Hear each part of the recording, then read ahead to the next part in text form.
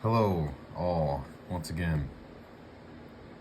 So hey, I have to make this video real quick, just because my first and what I thought would be my only video I ever uploaded to this channel was on the Morakniv Garberg. That has been 5 years ago now, and I just feel like if I'm going to continue to make more videos going forward and kind of look at some different things, I really owe it to this knife to come back and say some different things compared to what I had stated in that initial review. If you want to go watch it, you can. It's kind of cringy. I don't necessarily recommend it.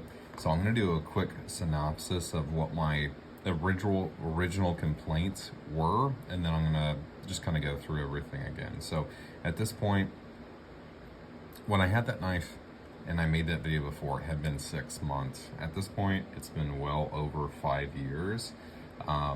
And this is still my favorite outdoor woodscraft, bushcraft, long day, hiking, adventure knife, whatever you want to call it. Right, so initially, this is the Morakniv Garberg in stainless steel. Yeah, whatever, if you want to, they do make this in carbon, and I don't know if you're going to be one of those people that fall into a camp. I have a friend of mine who is a blacksmith, and his response to this knife was, ew. He's a carbon guy to the end. So there are positives and negatives to both. Carbon is going to be easier to sharpen. It's going to require a little bit more maintenance just to make sure, you know, if you're not going to use that knife for an extended period of time, you might want to apply some type of oil or something just to protect the blade. The biggest advantage in my mind to a carbon knife, this knife in carbon, is that you can actually use it to generate spark if you're going to try to use flint, like a flint and steel type thing. So I have other stuff in my kit. I have many redundancies based around fire, so that's just not something I needed. I really wanted you know, something that I just could put in the worst environmental conditions and kind of always count on. And I don't know, I might still one day go get a carbon and then compare the two side to side. This is what I went with. So my initial gripe with this knife, the utter disappointment, is it does come with this sheath. Now when you purchase this as a kit, things have changed now. The time that I had ordered this, you could order a leather sheath. If I was going to make a recommendation at this juncture, I would say go with the leather sheath. If you go with this kind of multi-position MOLLE sheath, you also get a belt loop dangle that comes with this. And my gripe is, I believe with the belt loop dangle, you cannot use this strap. So what I had found with this sheath is that at first it was positive. First it was very positive.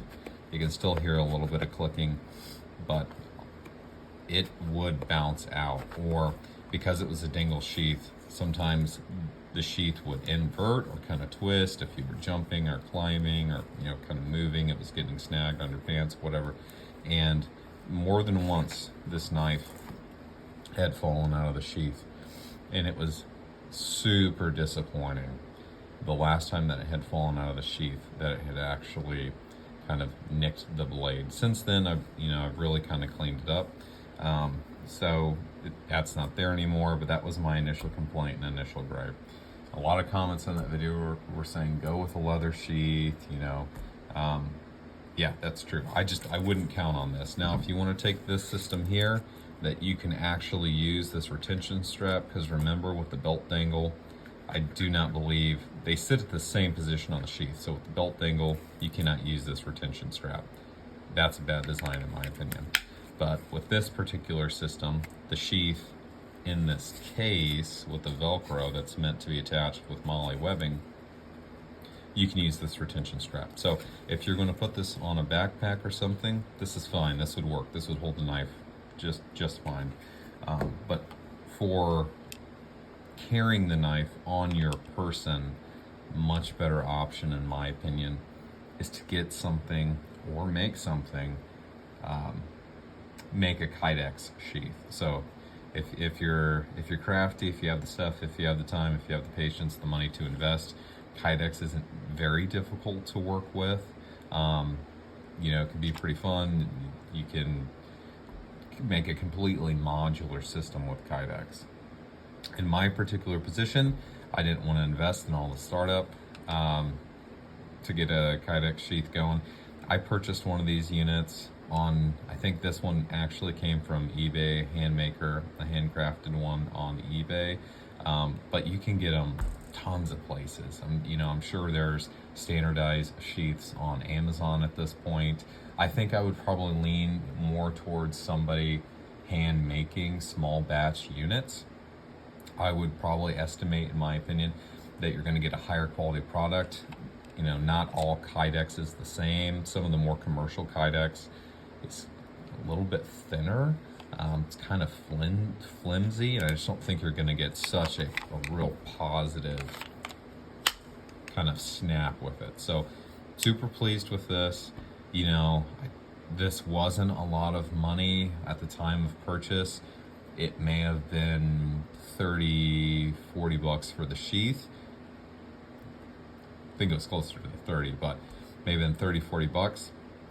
You know, and then usually a lot of these sellers will offer some type of ferro rod attachment. Some of them actually will provide the rod. In this case, I just had to supply my own. So, you know, I think this is a great option. There are multiple options for whatever kind of belt clip system that you want. This is the one that I decided to go with. This one, you know, you can rotate this 90 degrees or do whatever you want. So so many more options, and this solves my initial complaint, because this is just so positive, right? It's not hard to get off, but it's like it's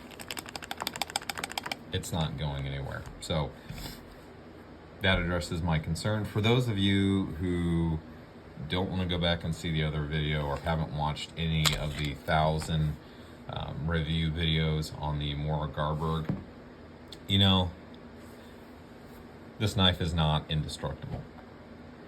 You can find videos out there of guys trying to baton wood with this thing with a brick, or put it through a torture test and crank back the blade, and you know, it's, yeah, I could put this thing through a torture test and break it if I wanted to, but my real world use case with this knife, I have not been gentle with this knife. I've used this knife for a lot of realistic campfire tasks, you know, just bushcraft tasks. You know, this is an extremely robust and durable knife. But yeah, if you want to put it through a torture test and break it, sure. You know, is this $100 knife? I think right now it's about 110, 120 bucks. A little bit more depending on what proprietary sheath system you go with. Is this the best knife in the world? You know, am I going to compare this to a $300 knife and try to put it through a torture test? No. But for the value, I think this is a fantastic knife, and I foresee this lasting me forever, you know, because I'm rough with this knife, but I don't abuse it. And what I love about the Scandi grind is if you're a person who, you know, sharpening knives, you find to be a little bit more difficult, or usually that's something you sub out to somebody else, or you just don't have the equipment, or you don't have the time. This is an extremely easy knife to hone, to take care of, to resharpen if you had to. You know, brush up on your different edges, so you can kind of get an idea of the strengths and weaknesses. When you get this knife, it does come with a little micro bevel that, as you're honing and sharpening the knife yourself, you will lose that little micro bevel. So that's not the end of the world. It just comes that way out of the factory. As you're sharpening and honing this knife, you kind of erase that, and you go to a true Scandi grind. which is your axe wedge. You know, just kind of like your pure point. So fantastic at camp chores because it's that Scandi grind. You know, maybe it's not your best whittling knife. Mastering feather sticks with this knife is a little difficult at first. You know, it's not. It's just the inherent feature of that particular type of blade. So keep that in mind. Making feather sticks is not impossible. It's just something that kind of with practice on this particular knife comes a little bit easier down the road. So this is not a knife that you would use to chop tomatoes, right? That's not what this knife is made for. That's not the pattern of this blade style. But I love this knife. I think it's going to last me until, you know, I'm an old man, and maybe I can give it to someone else at that point. So that's it. I don't want to make this too long, so I'm going to wrap this up. I don't know if I'll ever revisit this topic with this knife.